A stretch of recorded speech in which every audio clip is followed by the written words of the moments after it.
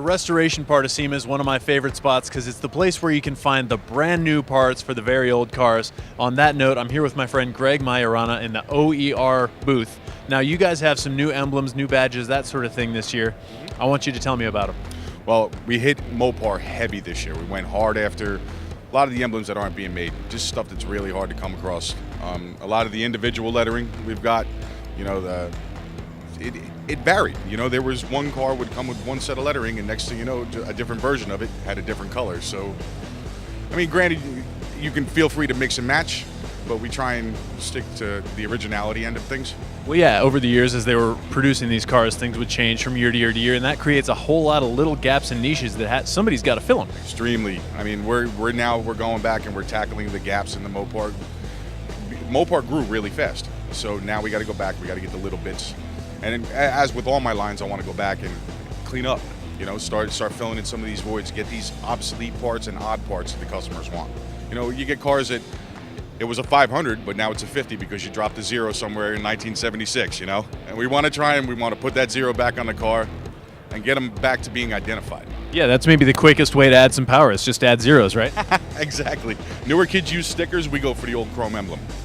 And over the years, as these cars were rolling off the factory floor, you know, from year to year, there would be different gaps, different emblems, different badges. So that's created opportunity for you to fill in a lot of those holes. Yeah, because, I mean, from the high performance models down to the mundane cruisers, they were.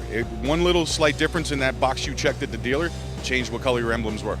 Now, I understand you've also got some new grills this year. You've got an Impala grill hanging up over here that's very cool. That's hard to find. Hard to find, and they were so flimsy. Just the materials they were made of. If you sneezed at them wrong, they twisted in half. So the cars that didn't make it and ended up in the junkyards, that was probably one of the first pieces that really just died, literally. Yeah, it's hard to find, especially original stuff that's going for big dollars on the internet, even used and all beat up. What are the year ranges, the model ranges that you're offering for that Impala grill? That Impala grill is strictly 58. It's a one-year thing, which is why you got to kind of pay some attention to it. They are big money cars when they're restored correctly, and we're going after. We want the grill to be complete, and eventually we're going to work on the markers too.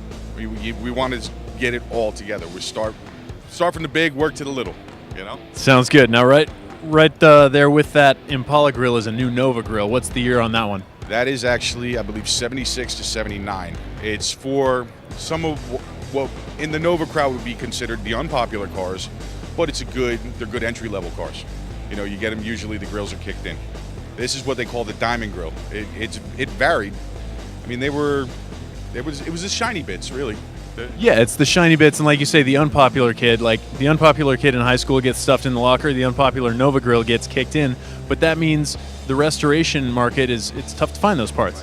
And which leaves it to us. You know, it's time to pick up the slack and fill in the gaps. And there's the other stuff, the little parts, like you were saying, badges and trim and emblems. That's all stuff part of any restoration that you still need to get your hands on. That's why we're coming to OER. Correct. Well, Craig, there's a lot of these badges and emblems out there, but I know some of them, the fitment's off, the color's off. How do you ensure that you find the right ones? Well, the first step is definitely ask for OER parts by name. Then I would suggest going to OERparts.com. There's a list of our retailers around the world. And realistically, if you want high quality restoration parts, it's where to get them. All right, OER Parts worldwide, so hot rodders out there who happen to not be in the U.S., they've got a solution for you. Craig, thanks for having us out.